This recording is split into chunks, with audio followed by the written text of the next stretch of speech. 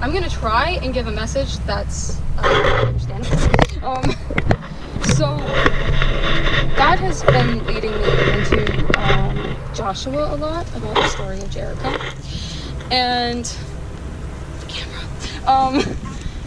and the verse that I had come across that really like stuck out to me most recently was Joshua 3, chapter 3, verse 5. And the verse is, "And Joshua said to the people, 'Sanctify yourself, for tomorrow the Lord will do wonders among you.'"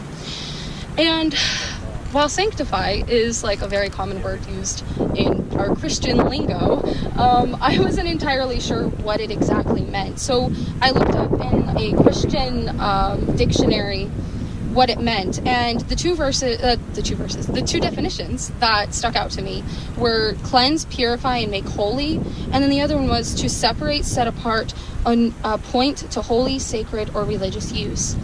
And when I had read this verse, I realized Joshua was telling the people that they need to set themselves apart from like the world, and that they needed to be ready to use themselves in a religious sense for God, and that their faith was going to be tested greatly. So they really needed to prepare themselves. And something that I like to do with the Bible is apply it to modern lives, because something that a lot of people think is, well, it's the Bible, it's from like years ago, why should I apply it to me? But the Bible, like God gave us this word so that any story we're reading, any parable, whatever it is, we can still apply it to our lives in a unique way, because that's how God speaks to us. So something that has been coming up a lot in the church that I attend is the word revival. And we're believing very strongly for revival in our county and just our city, and then the whole state of Ohio. And I realized that recently that like God just like wrecked me over this. As much as we want revival, the body is completely divided. And the only way we're going to be able to get that revival is if we start making that first stitch to bring the body back together. Amen. Because so many people are so scared to do that, because we have all these stereotypes. Like I had brought up to someone that I go to a Pentecostal church, and they said, they don't like Catholics, right? I was like, wait a second. Like people really do think this though, and like we aren't prepared to be able to create a big revival because we're all so divided. We all have the same idea, the same common goals, but we're so divided. We have all of these Jericho walls in not only our personal lives, but in our county and in our city. And I realized that in order for us to be able to even begin to make those stitches for the body, we have to sanctify ourselves. We have to have this Joshua spirit to really stand up and say, I have this faith in God, and I'm willing to set myself apart from the rest of the world. And another verse that came to mind just now was where 2 or 3 may gather, I will be there with them. It doesn't say, 2 of this denomination or 3 of this denomination. It just says 2 or 3, because we're all the same body. But we lack so much faith because we have allowed in our modern lives to fall away from that, to fall away from the discipline of the gospel. And so we think, well, it has to be me and this person and this person, and that's the only way it's going to happen. Well, no, it's not. And when I read purify, cleanse, and make holy, I don't just think about us, I think about our minds. Like, there are so many people out there that deal with depression, anxiety, other mental health issues that are much more specific, and that deal with, like, just so much internally with emotions. Like, I'm sorry. Like, God doesn't just want us to say we're holy, we're doing the right things. Like, everything can seem external, but if it's not internal, what's the point? Where is it at? What are we doing, Because we so often think, well, if I'm doing the right things, I'll be accepted by God. If I'm following His law, I'll be accepted by God. It was mentioned today, He just wants our hearts. And our hearts are something that we're supposed to keep guarded greatly. That's why when we're reading about the armor of God, the breastplate is so vital, because our heart is what is like the main function of our entire spirit. If we have a hard heart, what are we going to do? How are we going to make a difference? We're just going to be those Christians that say we're Christians and aren't actually Christian. We're those lukewarm Christians, I guess. But personally, my goal in life is to end up being a radical Christian. Amen. Because I don't see how we can make a difference if we aren't willing to leap out in faith and be radical. And we're going to get so many looks and we're going to get mocked. But if we sanctify our minds, our hearts, and our spirits, we are going to be able to withstand all of that, because God says he's going to be there to help his soldiers in battle when they are weak.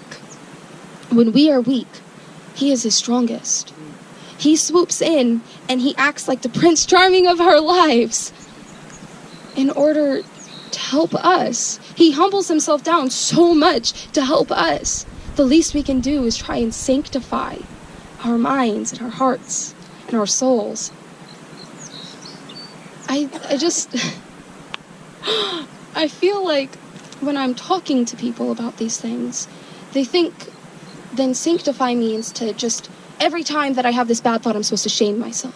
I'm supposed to shun that thought. I'm not supposed to have that. Every time I feel this specific emotion, I'm supposed to shame that. That's not okay. But something that God has been revealing a lot to me is the word confession. And so often we're taught confession is just, God, I sinned, please forgive me, and then you repent through the forgiveness. But confession is really just talking to God. Hey God, this song didn't really hit me well. I just need your help working through that. Hey God, I had this feeling today, this emotion kind of hurt me. I don't want to fall into this mental state of self-harm, in a sense, shaming myself because I had that. I want to just be humble enough to be able to give it to you, God. I want to be able to be humble enough to give it to you so that you can work on it inside of me, because it's not just going to go away right away. God's going to work on it inside of us, and that's part of the sanctification process. As God's purifying us, it's a process. It doesn't just happen. And so often we think, oh, I gave it to God. Why is it still here when I walk out of the sanctuary? Well, it's still there because God's working on it inside of you. It's all a long journey. And the point is that we go on this journey with God. And that as we are on this journey with God, we learn to have larger faith. We learn to stand stronger on the foundation that is our rock, that is God. We aren't able to do anything if we can't just enable that trust inside of us. Because without trust, there is no relationship.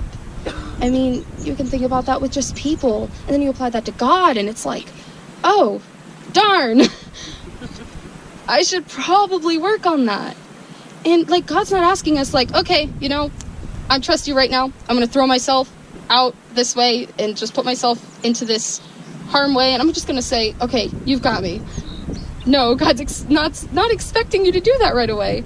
God's expecting you to at least try and to have one step forward, even if it's just those inch steps.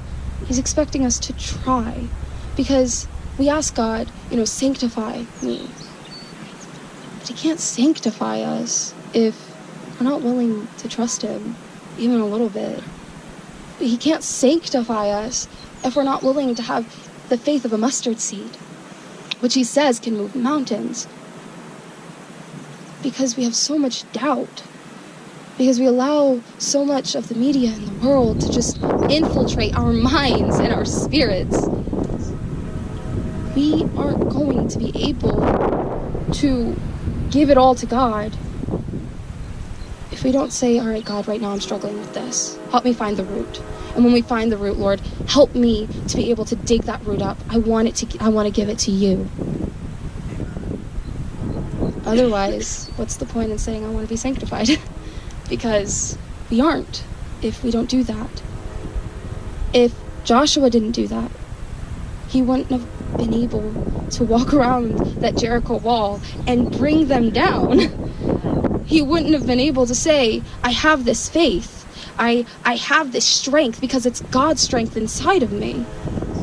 He would have walked up to it and turned back around and said, I can't do this. But because he took that next step, and every day, even when he felt down or angry about it, or like, God, what is the point? He still said, I'm confessing this to you because I want you to take that doubt away. He still went to march around those walls. And if we want to see any form of revival, if we want to see any form of knitting or anything within our society, we have to be willing to say, God, sanctify me, and mean it. We have to be willing to say, God, break me and mean it. Because I can promise you guys, you don't want God to break you on his terms. You want to be able to say you want it and then have him do it. If Joshua wasn't willing to do that and be humble, we wouldn't have that story. And if we didn't have that story, we wouldn't have that inspiration to march around these walls that are in our county, in our country, or in our world even. Because we need that inspiration. We're human. We need to have motivation. But Joshua was able to do it. I don't understand why we can't. Because it's hard, and it's going to be hard, and that journey is one of the most difficult journeys you may ever go on in your life. But that journey in the end is worth it, because in the end, you get to watch those Jericho walls fall down. And you get to see the knitting happen.